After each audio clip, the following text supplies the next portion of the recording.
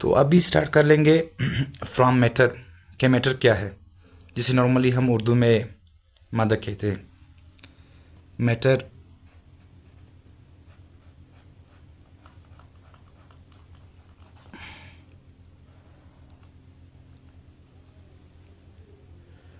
हर वो चीज़ जिसका कुछ ना कुछ मास हो और वो कोई जगह गिर ले, उसको मैटर कहा जाता है। हर वो चीज़ जिसका कुछ ना कुछ मास हो और वो कोई जगह गिर ले, उसको मैटर कहा जाता है। यानी anything that has mass and occupy space will be called as matter, चाहे वो लिविंग हो चाहे वो नॉन लिविंग। बस अभी हम सिर्फ ये देखेंगे, अगर कोई चीज़ जिसका कुछ ना कुछ मास होगा, जाहिर सी बात है जब मास होगा तो वो कुछ ना कुछ कोई जगह भी गिर रहा होगा, तो वो मैटर होगा। वो फिर चाहे लिविंग हो या नॉन लिविंग, बस जिसका मास होगा और वो कोई जगह गिर रहा है, उसको हम मैटर के अंदर ही शुमार करेंगे। तो इसका डिफिनेशन लिखेंगे, एनीथिंग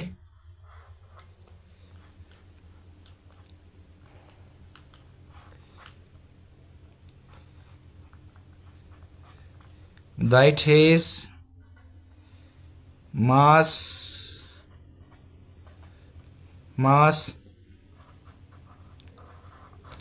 and occupy space। हर वो चीज़ जिसका कुछ ना कुछ मास हो और वो कोई जगह गिर ले, उसको मैटर कहा जाता है। तो अभी ये देखेंगे कि मैटर खुद बनता किस तरह है। तो बेसिक यूनिट से स्टार्ट कर लेंगे। सबसे पहले सब एटॉमिक पार्टिकल्स,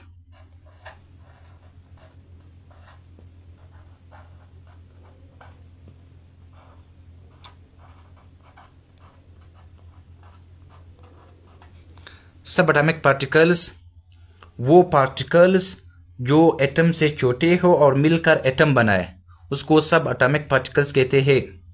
वो पार्टिकल्स जो एटम से छोटे हो और मिलकर एटम बनाए, उसको सब एटॉमिक पार्टिकल्स कहते हैं। For example electron, proton plus neutron, ये तीनों मिलकर एटम बनाएगा। तो ये तीनों मिलकर एटम बनाएंगे, तो फिर एटम दूसरे एटम के साथ मिलकर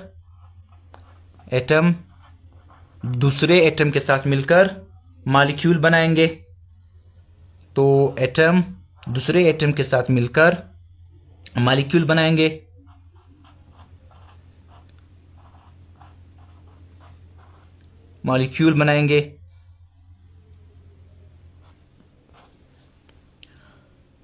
अभी एटम का डिफिनेशन किस तरह करेंगे? एटम का डिफिनेशन कुछ यूं करेंगे, smallest particle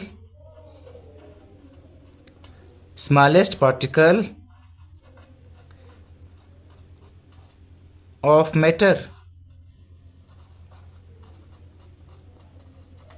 smallest particle of matter, तो जो स्मॉलेस्ट पार्टिकल ऑफ मैटर है वो एटम। तो एटम और एटम मिलकर मॉलिक्यूल बनाएंगे। मॉलिक्यूल की अरेंजमेंट की बुनियाद पर दो डिफरेंट टाइप्स ऑफ मैटर बनेंगे, एक लिविंग और एक नॉन लिविंग। तो जब मॉलिक्यूल सिंपल अरेंजमेंट करेंगे, सिंपल अरेंजमेंट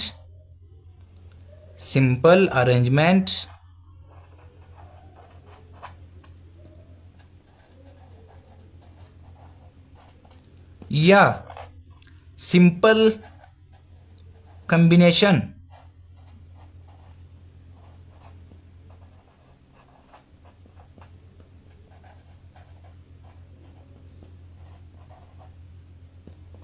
जब मॉलिक्यूल बहुत से मॉलिक्यूल सिंपल अरेंजमेंट करेंगे या सिंपल कॉम्बिनेशन करेंगे, तो वो नॉन लिविंग मैटर बनाएगा। नॉन लिविंग मैटर बनाएंगे। Non living matter.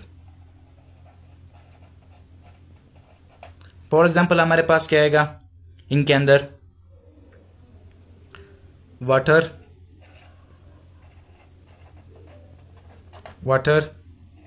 Rocks, third आएगा एयर। यानी जब मॉलिक्यूल सिंपल अरेंजमेंट करेंगे या सिंपल कॉम्बिनेशन करेंगे, कोई कॉम्प्लेक्स स्ट्रक्चर नहीं बनाएंगे, तो वो नॉन लिविंग मैटर बनाएंगे। इसके एग्जाम्पल के अंदर वाटर, रॉक्स, एयर, एवरीथिंग जो कि नॉन लिविंग है, हम इस कैटेगरी में लिख सकते हैं। तो अभी नॉन लिविंग के प्रॉपर्टीज में हम यही लिख सकते हैं कि ये इनके अंदर मेटाबॉलिज्म नहीं हो सकता, ये ग्रोथ नहीं कर सकते और ये रिप्रोडक्शन नहीं कर सकते। तो नॉन लिविंग किस बेस पर हम इनको कह रहे, नो मेटाबॉलिज्म,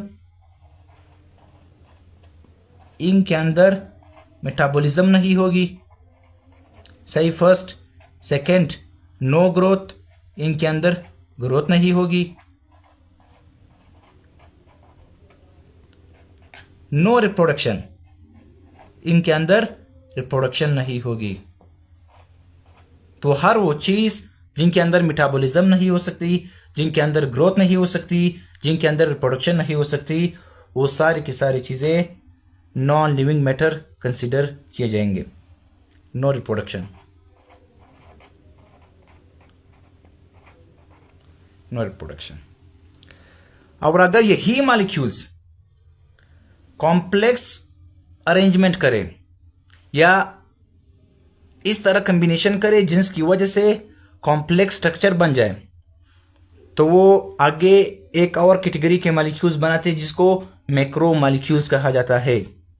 तो अगर ये कॉम्प्लेक्स अरेंजमेंट करेंगे, कॉम्प्लेक्स अरेंजमेंट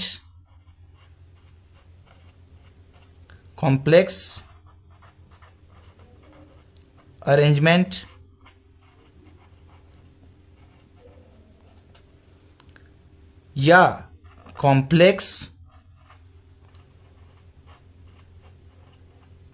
कॉम्बिनेशन,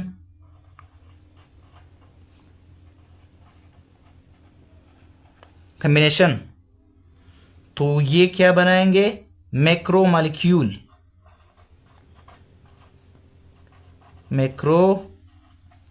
मॉलिक्यूल्स। जब मॉलिक्यूल कॉम्प्लेक्स अरेंजमेंट करेंगे या कॉम्प्लेक्स कॉम्बिनेशन करेंगे, तो ये मैक्रो मॉलिक्यूल्स बनाएंगे।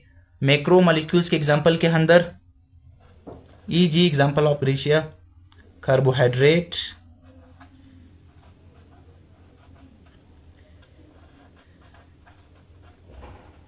प्रोटीन,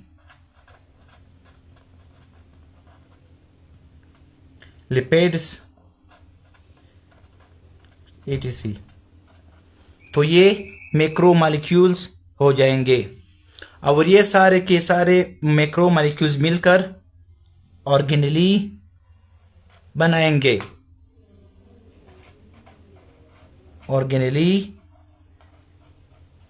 ये सारे के सारे मॉलिक्यूल मिलकर, मैक्रो मॉलिक्यूल्स मिलकर ऑर्गेनेलीज बनाएंगे। तो ऑर्गेनेलीज मिलकर दूसरे ऑर्गेनेलीज के साथ मिलकर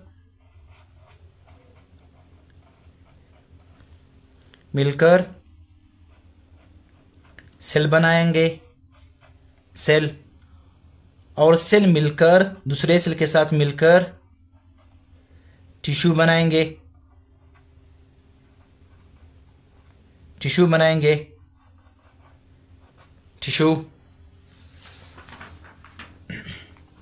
इस जगह पर दूसरे पेज पे कर लेंगे।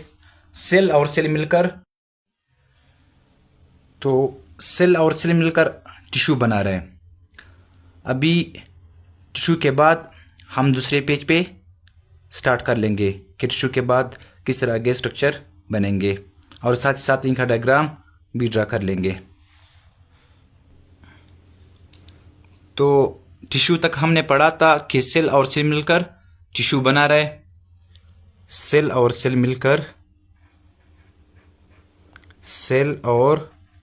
सेल मिलकर टिश्यू बना रहे हैं। टिश्यू, फर्ज करें ये एक सेल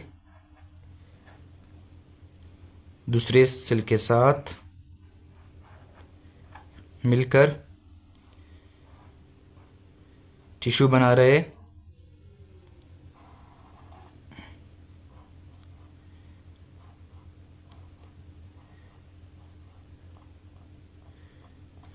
टिश्यू, टिश्यू और फिर टिश्यूज मिलकर ऑर्गन बनाएंगे। टिश्यूज मिलकर ऑर्गन बनाएंगे। फॉर एग्जाम्पल हमारे पास स्टमक ऑर्गन, ठीक है, लिवर,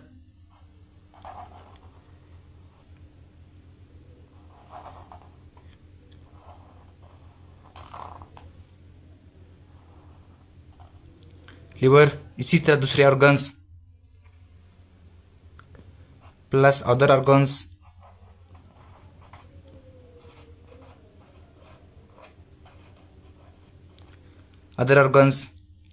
और ये ऑर्गन्स मिलकर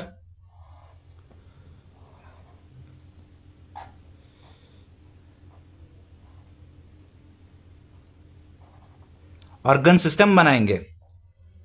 यानी सेल और सेल मिलकर टिश्यू बनाएंगे, बहुत से टिश्यू मिलकर ऑर्गन बनाएंगे, ऑर्गन मिलकर ऑर्गन सिस्टम बनाएंगे। जिस तरह हम कहते हैं respiratory system, excretory system, nervous system, digestive system, circulatory system, ये सारे के सारे ऑर्गन सिस्टम्स है। इनके अंदर बहुत से ऑर्गन्स मिलकर काम कर रहे हैं, तो उनको कलेक्टिवली ऑर्गन सिस्टम कहा जाता है। फर्ज करें एक हम ड्रा कर लेंगे अभी ओरल कैविटी। ओरल कैविटी के बाद फिर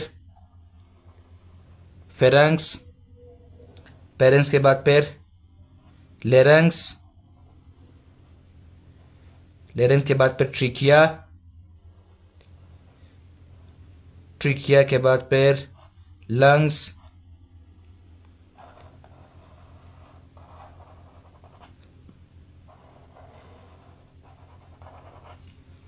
अभी ये रिस्पिरेटरी सिस्टम हो गया।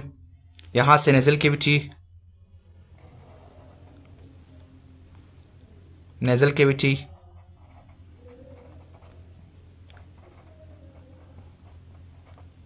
ओरल कैविटी,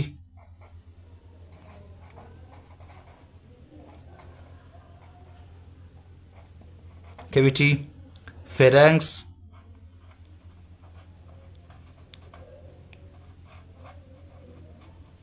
फेरेंक्स, फिर लेरेंक्स,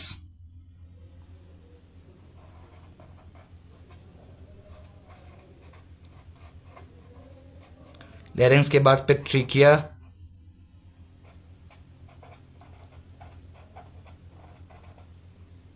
और ट्रिकिया के बाद फिर लंग्स। तो ये हमने एक ऑर्गन सिस्टम की एग्जांपल ली। इसी तरह दूसरे जो ऑर्गन सिस्टम है जिसके अंदर digestive system, excretory system, cardiovascular system, nervous system, वो सारे के सारे ऑर्गन सिस्टम मिलकर एक लिविंग ऑर्गेनिज्म बनाएंगे। ट्रिकिया और लंग्स ऑलरेडी लिखा हुआ है पहले से, लंग्स। तो ये एक ऑर्गन सिस्टम की एग्जांपल हमने ली है। ये बहुत से जो दूसरे ऑर्गन सिस्टम है उनके साथ मिलकर plus other organ system, other organ system,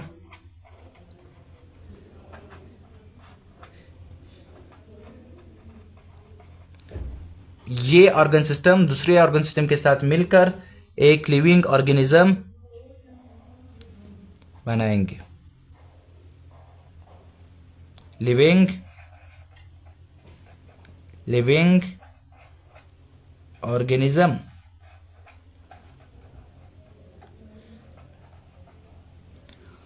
तो यहाँ पे जो इस टॉपिक का मेन मतलब था, इसका मेन मतलब ये है कि जो लिविंग ऑर्गेनिज्म है और जो यानी लिविंग मैटर है और नॉन लिविंग मैटर है, उसकी जो बेसिक पार्टिकल है या यूनिट है वो एटम ही है।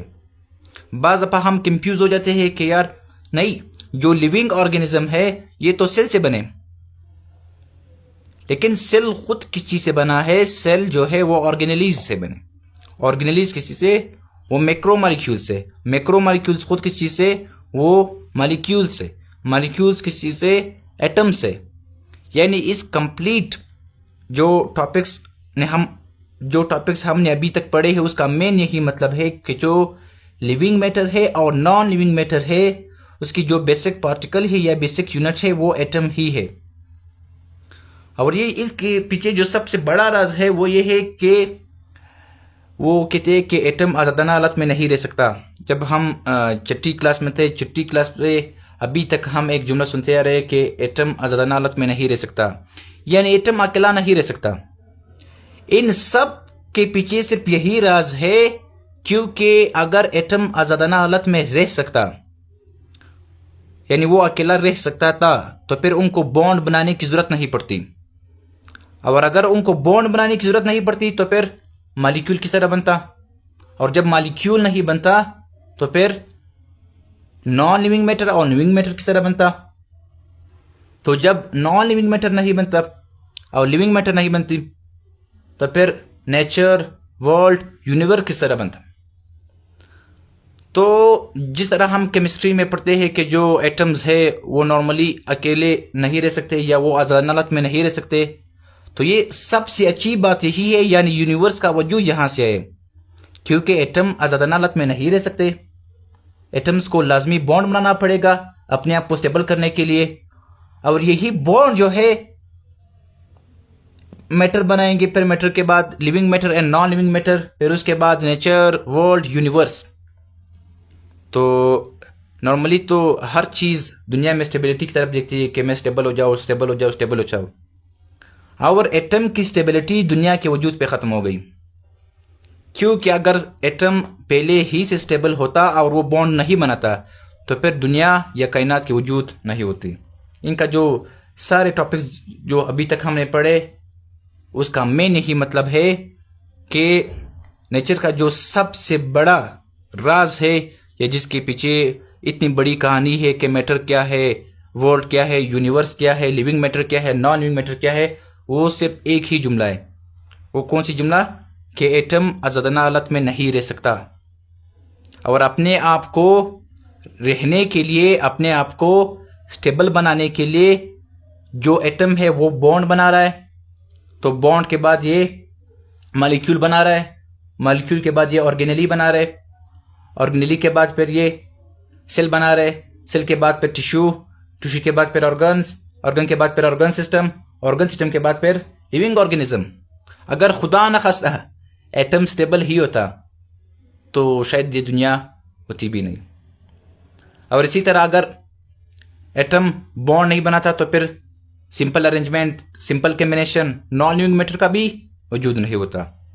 तो इन सब अभी तक हमने जितने भी टॉपिक्स पढ़े तो वो सिर्फ एक ही वजह से कि जो एटम है, एटम जो मेन काम है वो दो एटम्स का बॉन्ड है।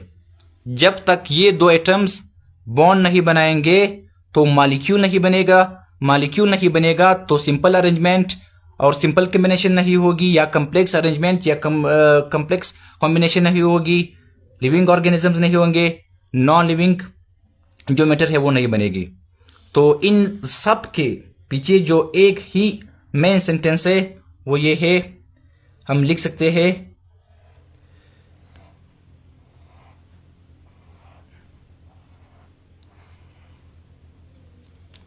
How matter is formed, how matter is formed.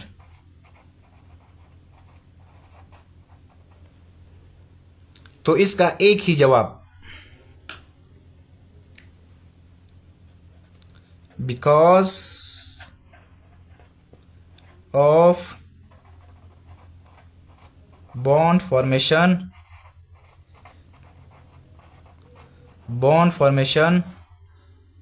Of atoms.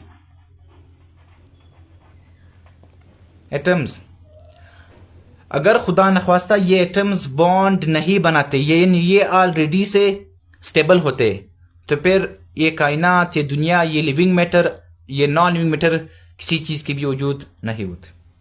तो अगले जो टॉपिक से, अगले जो वीडियोस में हम यही पढ़ेंगे कि एटम अपने आप को स्टेबल किस तरह करेगा।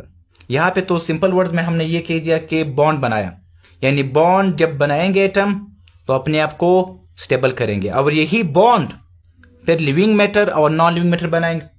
वर्ल्ड, नेचर, यूनिवर्स जो पिछले टर्म्स हमने पढ़े थे वो सारे एटम के बॉन्ड्स की वजह से। तो फिर एटम अपने आप को स्टेबल करने के लिए नॉर्मली 3 रास्ते अपनाते हैं। एटम या तो डुप्लेट रूल फॉलो करेगा, यानी अपने लास्ट शेल में 2 इलेक्ट्रॉन पूरे करेंगे, या अपने लास्ट शेल में 8 इलेक्ट्रॉन पूरे करेंगे, या बाज एटम्स इस तरह है जो अपनी एनर्जी लो करेंगे। तो जो पीरियोडिक टेबल है उसमें जितने भी एलिमेंट्स है उनकी प्रॉपर्टीज की बुनियाद पर जो हाइड्रोजन और हीलियम है वो डुप्लेट रूल फॉलो करते हैं, यानी अपने लास्ट शेल में वो 2 इलेक्ट्रॉन पूरे करके ही स्टेबल हो जाते हैं। लेकिन जो बाकी एलिमेंट्स है वो सारे के सारे ऑक्टेट रूल फॉलो करते हैं, यानी अपने लास्ट शेल में 8 इलेक्ट्रॉन पूरे करके ही स्टेबल हो जाते हैं। तो अगले जो वीडियोस है और अगले जो टॉपिक्स है वहां पर हम जो हमारा मेन काम होगा वो यही होगा कि एटम बॉन्ड्स किस तरह बनाते हैं, एटम्स की जो प्रॉपर्टीज है, उनकी जो स्ट्रक्चर है वो क्या है। सही। तो फिलहाल यहाँ तक ही।